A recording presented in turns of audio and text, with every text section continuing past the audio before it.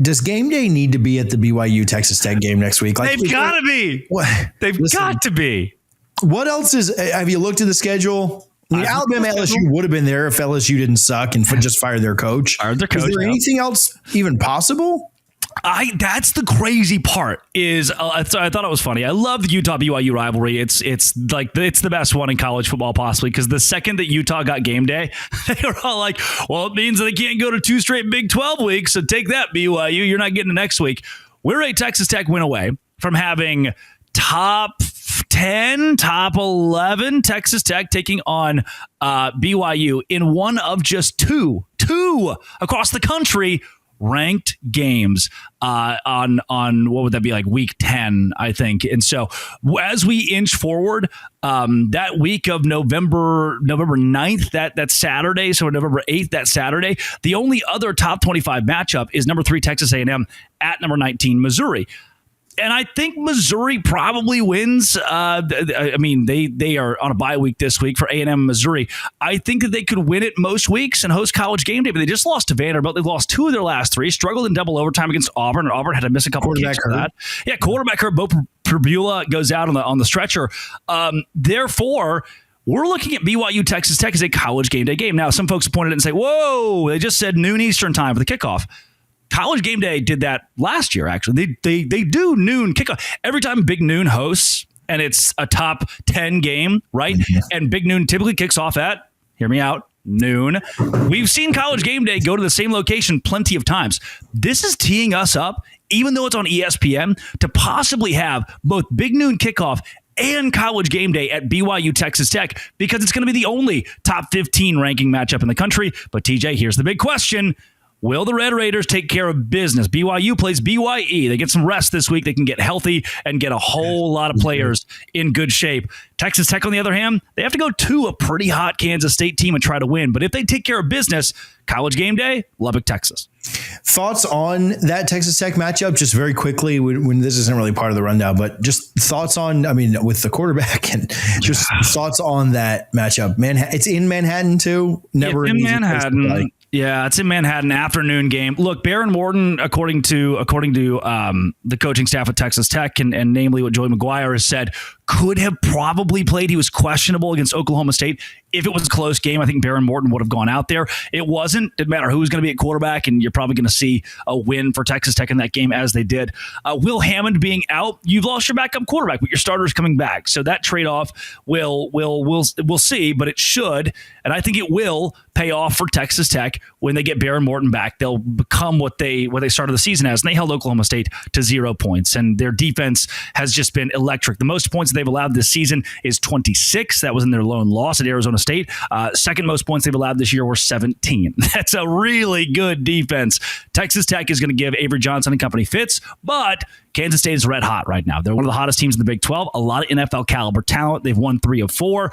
Kansas State scares me a lot, but I think Texas Tech finds a way to get it done, and I know BYU fans are rooting very hard for the Red Raiders this week. We will talk about the Texas Tech BYU game more fully next week. So if you're watching this, do me a favor and hit the subscribe button, whether it's here on College Football Addiction or on Locked On Big 12. But just really early thoughts about that game. Just, is there a matchup that you kind of have your eye on? Again, let's just assume for the best that Texas Tech wins this game. But win or loss against Kansas State. Thoughts on that game coming up in a week and a half? Yeah, I don't have a ton of the analytics yet because we haven't played that Kansas State-Texas Tech game. So I'm kind of holding out on, all right, who does Texas Tech have healthy? What do they look like from a roster standpoint going into it? But I can tell you, as little as I've looked into that matchup itself, I think much more importantly right now, you look into the Texas Tech schedule, the BYU schedule, and what this means for the Big 12 standings. So a win for Texas Tech against Kansas State means College Game Day and the nation will put its eyes on our conference as those two teams, the Red Raiders and the Cougars, square off. If Texas Tech wins that game, their remaining schedule is UCF and West Virginia. That means that Texas Tech's going to the Big 12 championship. All they have to do is beat BYU, and they're going to the Big 12 title. So I've got that marked down based on what their schedule looks like the rest of the way as the main need for the Red Raiders to win that game, because it just gives them a walk in the park in their last 2 games against 2 non-bowl teams to go to the title game. And for BYU, look, they're undefeated right now. I saw somebody tweeted the other day, it was like something along the lines of how BYU could make the conference championship game. It's like, I don't even have to read this. Just win the rest of your games. That's all it takes. You're undefeated. There's not an algorithm to build this one. You just got to keep winning. And the problem is they get Texas Tech on the road coming off of a bye, and that's going to be a hardy matchup. After that, TCU is a tough team to play. They play that at home, but it's a tough team to play. At Cincinnati is brutal all of a sudden, and then they get kind of the cakewalk by playing UCF at home late in the year. But this is a BYU team that could lose to Texas Tech, TCU, Cincinnati, could finish 9-3 on the football season, look around and go, oof. Didn't want that. Our expectations were much higher than that. Conversely, they could lose to Texas Tech, beat TCU, beat Cincinnati, beat UCF, and make the Big 12 Conference Championship game. But TJ, here's the weird little part of that picture. Houston is a one-loss team. They're only lost to Texas Tech. If BYU is a one-loss team, they're only lost to Texas Tech, and Texas Tech is a one-loss team to Arizona State. That's out of the equation. At that point, your three-way tie, we would have to pit Houston and BYU against one another to go to the Big 12 Conference title game. If Houston goes and 11-1 BYU doesn't, I know BYU fans don't want to hear this. They'd love to play for the conference championship. But BYU at 11-1 is going to the college football playoff. 11-1 and their only losses to a top 10 team, they're going to the college football playoff. And at that point, if Texas Tech is 11-1, TJ, hold on, TJ. If Texas Tech's 11-1, Houston's 11-1, BYU is 11-1. And Houston wins the Big 12 title, 12-2, 12-1. They're in. They're locked. They have to go. They didn't keep out 11-2 SMU last year. And we know that 11-1 in the Power 4 gets you in. We could see a world, Houston as the automatic qualifier, where Texas Tech with 11 wins, BYU with 11 wins, both make the college football playoff alongside the other Cougars, and 3 Big 12 teams get in. That sounds crazy, and I know that by and large, the voters hate us, but it is at least possible.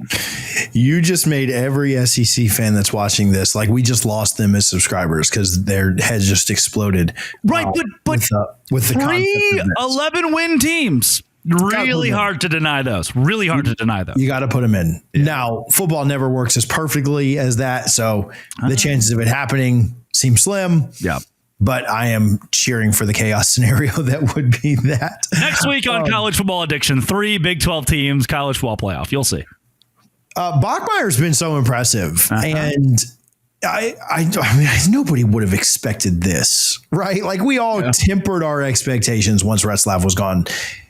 I mean, has he been the most impressive quarterback this year in the conference? Somebody asked me that. They're like, who's the best quarterback in the Big 12? I was like, oof. Brennan Sorsby probably actually is the correct answer here. He's been great at Cincinnati. Mm-hmm. But Bear Bachmeier, undefeated. It's unreal. True freshman who's got better stats than Diego Pavia. That's nuts, by the way. That's like Heisman runner-up right now, Diego Pavia.